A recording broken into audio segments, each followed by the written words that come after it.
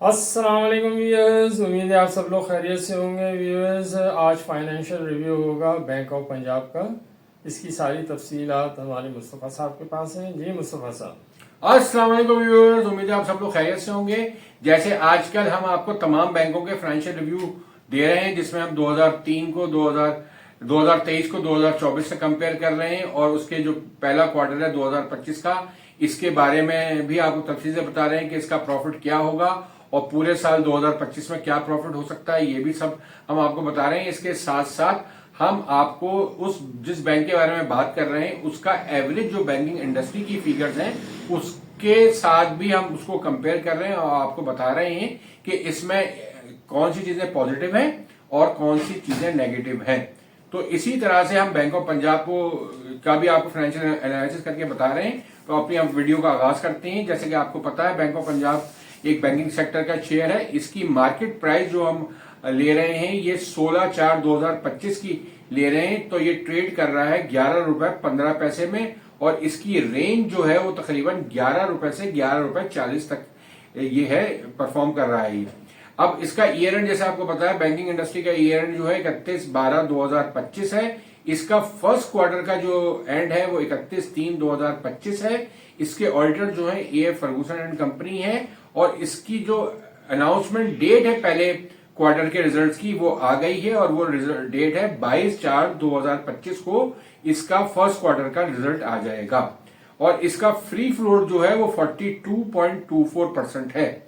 अब मैं आपको बता दूं कि इसकी मेजर होल्डिंग किसके पास है। तो गवर्नमेंट की होल्डिंग जो है इसमें वो 57.47% है।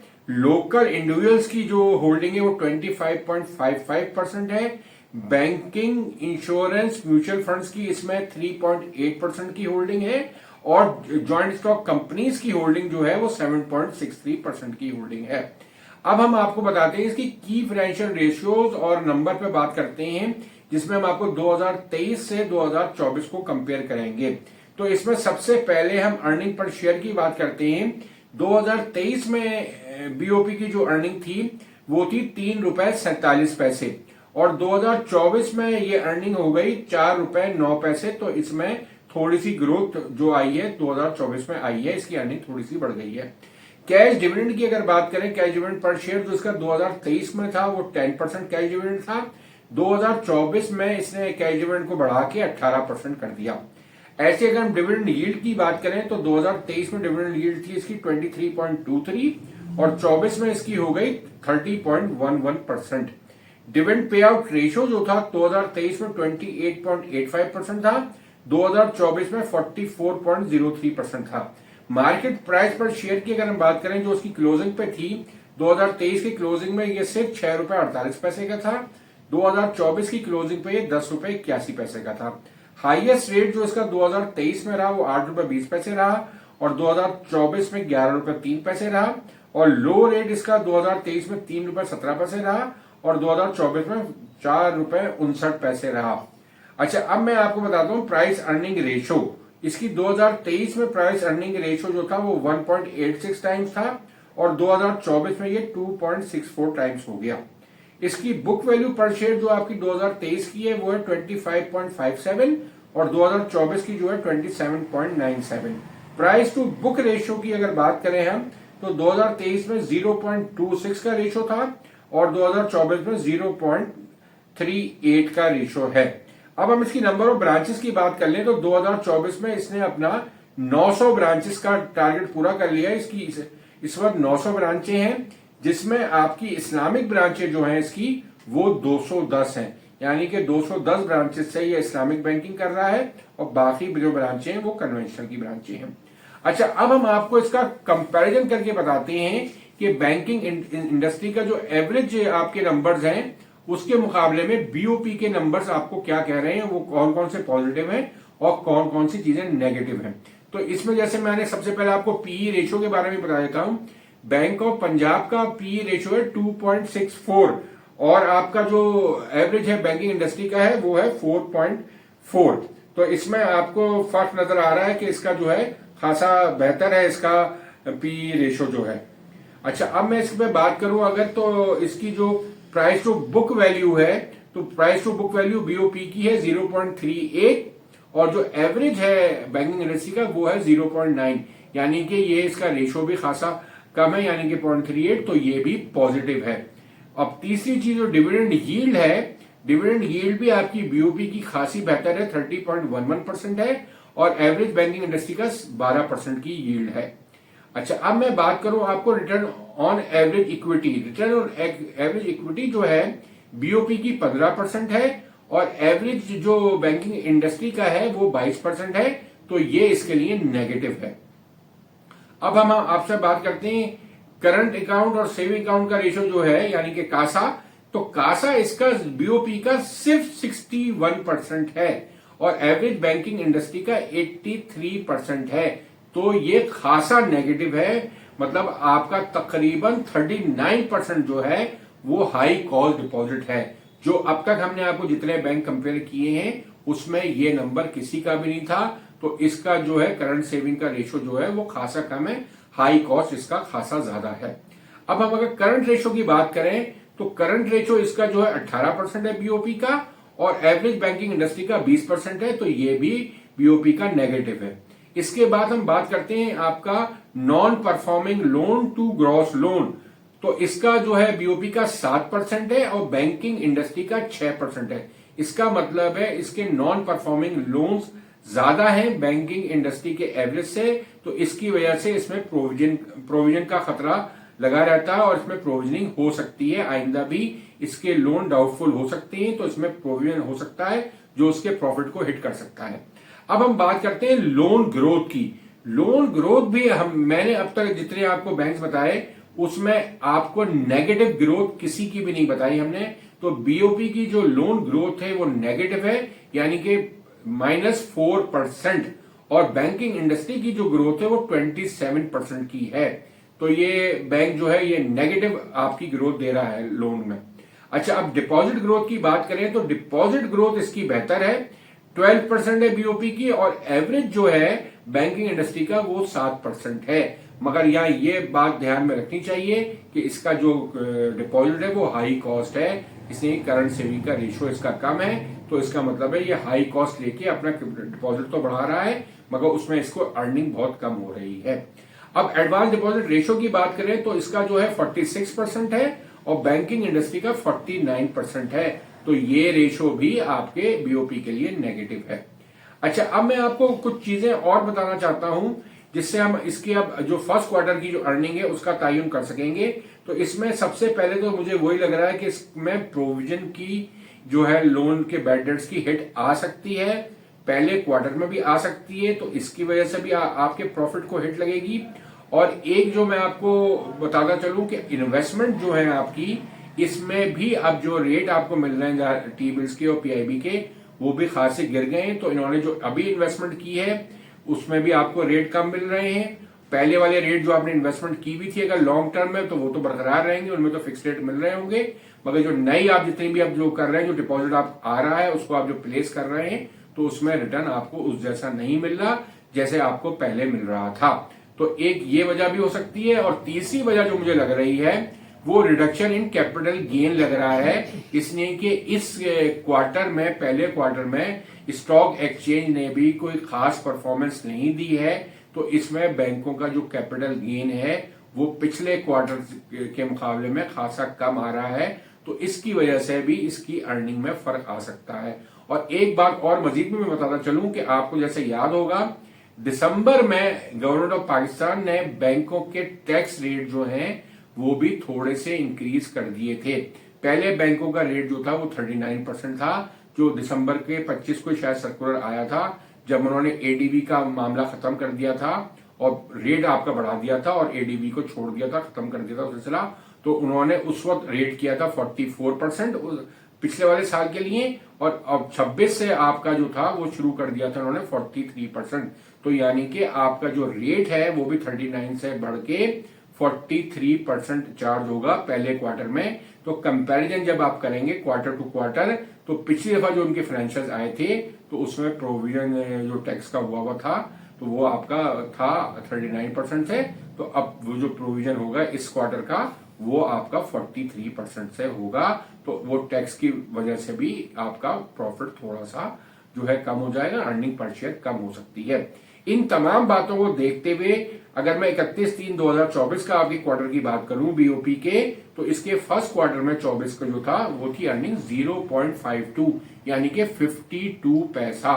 अब अगर हमें 31/3/2025 को ये तमाम चीजें जो मैंने आपसे तस्करा किया, इस सबको मद्देनजर रखते हुए हमें जो लगता है इसकी अर्निंग जो आएगी वो कम होके आएगी और ये तकरीबन आपके 21 पैसे रह जाएगी, यानी कि 0.21 हो जाएगी 0.52 से डिक्रीज होने के बाद। तो इसकी लिहाज से अब हम आगे आपको बताते हैं कि इसकी जो प्राइस क्या हो सकती है। जैसे हमने आपको पहले भी बताया था कि हम आपको 3 मेथड से प्राइस की कैलकुलेशन बताते हैं। एक्सपेक्टेड मार्केट प्राइस को 3 तरह से आपको उसकी कैलकुलेशन करके बताते हैं कि इस शेयर की कीमत क्या हो सकती है, और चौथी अपनी जो हमारी इन्वेस्टमेंट ग्रुप की प्रिडिक्शन है वो भी आपको बताते हैं कि इसका 2025 में इस शेयर की मार्केट प्राइस क्या हो सकती है और आप इसमें इन्वेस्टमेंट करनी चाहिए नहीं करनी चाहिए और आपको रिटर्न कितना मिल सकता है। ये तमाम चीजें जो हैं हम आपको आगे चल के बताती हैं। तो इसमें सबसे पहले तो जैसे मैंने आपको बता दिया पहले क्वार्टर में का, तो मैंने आपको बता दिया। इसमें ये मैं बात आपको मजीद बता दूं कि ये पहले क्वार्टर में कोई कैश डिविडेंड नहीं देता है, पहले भी नहीं दिया था और अब भी नहीं देगा, और अर्निंग को देखते हुए तो बिल्कुल भी नहीं लगता कि ये पहले क्वार्टर में आपको कुछ डिविडेंड दे। तो अब हम पहले मेथड से जो है आपको मार्केट प्राइस को बताते हैं। तो पहला मेथड जो हमारा है वो है expected price based on average PE ratio, मतलब एवरेज पीई रेशो जो बैंकिंग सेक्टर का है उसके हिसाब से हम इसकी मार्केट प्राइस को कैलकुलेट करते हैं। तो इस साल की जो हमें अर्निंग लगती है 2025 की, वो हमें जैसे मैंने आपको ऊपर बताया कि इसका जो पहले क्वार्टर का भी अर्निंग जो आ रही है वो 0.21 आ रही है। तो इसी तरह जो हमें लगता है कि पूरे साल की अर्निंग जो आएगी इसकी वो 3 रुपए आएगी, और लास्ट टाइम जो 2024 की अर्निंग थी वो 4.09 थी। तो तकरीबन आपकी 1 रुपए की अर्निंग मुझे इस साल इसकी कम लगती है। फैक्टर्स मैंने सारे आपको पहले ही बता दिए हैं, इसकी वजह से हमें इसकी अर्निंग थोड़ी सी कम लगती है। इसमें मेजर जो है वो आपकी प्रोविजनिंग का इम्पैक्ट आ सकता है, इन्वेस्टमेंट में जो रिटर्न्स हैं वो आपके कम हो सकते हैं, और टैक्स का जो रेट इंक्रीज किया गया है वो 3 फैक्टर्स की वजह से मुझे इसकी अर्निंग कम लगती है। तो हम 3 रुपए के हिसाब से इसकी जो वैल्यू कर रहे हैं, तो अगर हम 3 रुपए को मल्टीप्लाई करते हैं, एवरेज जो आपका बैंकिंग सेक्टर का पीई रेशो है वो है 4.4। तो 4.4 को अगर हम 3 से मल्टीप्लाई करते हैं तो ये बनता है 13.2, यानी कि इसको अगर राउंड कर लें तो 13 रुपए की इसकी प्राइस निकलती है इस मेथड के हिसाब से, एवरेज पीई रेशो के हिसाब से। तो आज का इसकी प्राइस चल रही है 11 रुपए, तो ये आपको अभी 2 रुपए अंडर वैल्यू लगता है एवरेज पीई के हिसाब से। अब दूसरा मेथड जो है वो है expected price based on own price to book value, मतलब जो आपका own price to book value का रेशो है उसके हिसाब से इसकी हम आपको प्राइस कैलकुलेट करके बताते हैं। तो इसके लिए आपको सबसे पहले बुक वैल्यू निकालनी पड़ेगी। तो बुक वैल्यू आपकी जो लास्ट क्लोजिंग थी वो थी 27.97। इसमें आपकी 3 रुपए की अर्निंग जो बैंक करेगा वो उसमें ऐड करेंगे, और हमारा अंदाजा ये है कि ये आपको आपके जो डिविडेंड देगा वो 18% नहीं देगा, वो 12% ही देगा, यानी कि 1 रुपए 20 पैसे देगा। तो वो माइनस 1 रुपए 20 पैसे करती हैं, और इसकी जो बुक वैल्यू निकलती है वो निकलती है 29.7, यानी कि मैं इसको अगर राउंड कर लूं तो 30 रुपए की बुक वैल्यू इसकी बनती है। तो इस लिहाज से अगर हम इसकी प्राइस निकालें तो 30 रुपए को हमें मल्टीप्लाई करना पड़ेगा इसकी ओन प्राइस के जो इसका रेशो है वो है 0.38 का, प्राइस टू बुक रेशो जो इसका आ रहा है वो 0.38 का आ रहा है।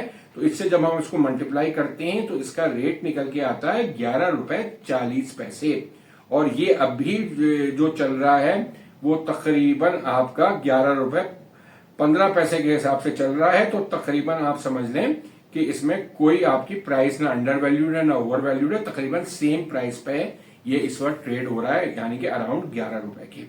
अब तीसरे मेथड से अगर हम निकालते हैं इसकी प्राइस, तो तीसरे मेथड से इसकी जो मार्केट वैल्यू हम निकालते हैं वो average price to book value निकालेंगे, जो बैंकिंग इंडस्ट्री का average price to book value ratio है उससे इसको मल्टीप्लाई करेंगे।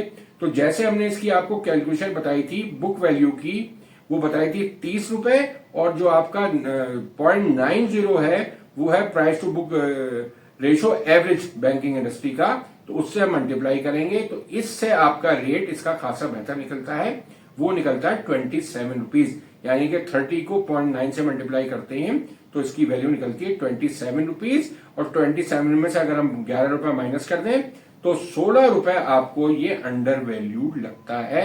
मतलब इस तीसरे मेथड से इसकी प्राइस जो है उसमें बड़ा गैप आता है। बाकी पहले उसमें सिर्फ 2 रुपए का गैप है, 2 रुपए ओवर अंडर वैल्यूड है, यानी कि 13 रुपए होना चाहिए और 11 रुपए रेट है। और दूसरे मेथड से तो जितना रेट चल रहा है 11 रुपए बिल्कुल तकरीबन उस जैसी प्राइस आती है, और तीसरे में अंडर वैल्यूड आता है 16 रुपए से। अब हमारी अपनी प्रिडिक्शन जो है इन्वेस्टमेंट ग्रू की, वो जो हमें लगती है इसका रेट हमें खुद भी 13 रुपए ही लगता है। इसके प्रॉफिट को देखते हुए जो इस साल कम भी होगा, 3 रुपए अर्निंग होगी, उसके हिसाब से हमें अराउंड जो इसका रेट लगता है वो 13 रुपए का लगता है।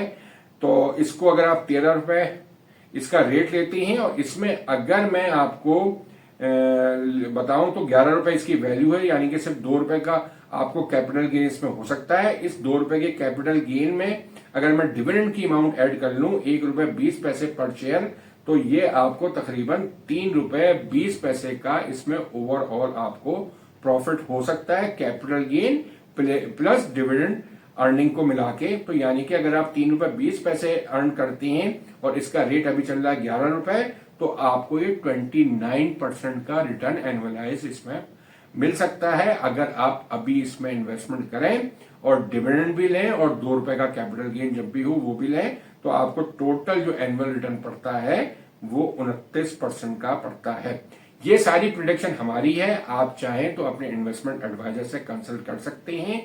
फिर कंसल्ट करने के बाद इसमें इन्वेस्टमेंट कीजिएगा तो वो आपको बेहतर तौर पर समझ में आएगी, इसलिए कि आप अपने इन्वेस्टमेंट एडवाइजर से राय लेंगे। खाली हमारे राय पे आप अमल मत कीजिएगा, इसलिए कि ये कोई बाइंग और सेलिंग की कॉल नहीं है।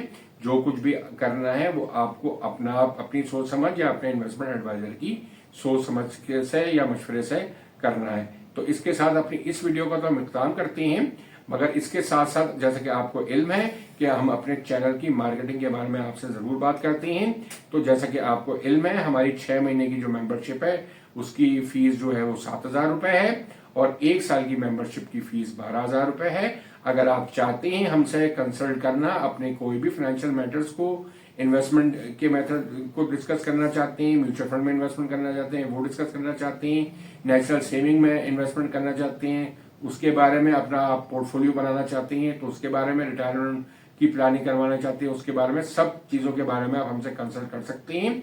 मगर रिटायरमेंट की प्लानिंग जो है या फिर फाइनेंशियल प्लानिंग जो है उसके चार्जेस सेपरेट होते हैं, मगर उस पर हम आपको 25% का डिस्काउंट जरूर देते हैं जिन लोगों ने मेंबरशिप हासिल की हुई होती है। तो आप मेंबरशिप लेके हमसे इन तमाम चीजों पर बात कर सकते हैं। इसके साथ ही अपनी वीडियो का इख्तिताम करते हैं कि आप हमारे चैनल को सब्सक्राइब करें, लाइक करें, बेल के निशान को प्रेस करें और लोगों से ज्यादा इस वीडियो को शेयर करें ताकि लोग इससे ज्यादा फायदा उठा सकें। इसके साथ ही खुदा हाफिज। खुदा हाफिज।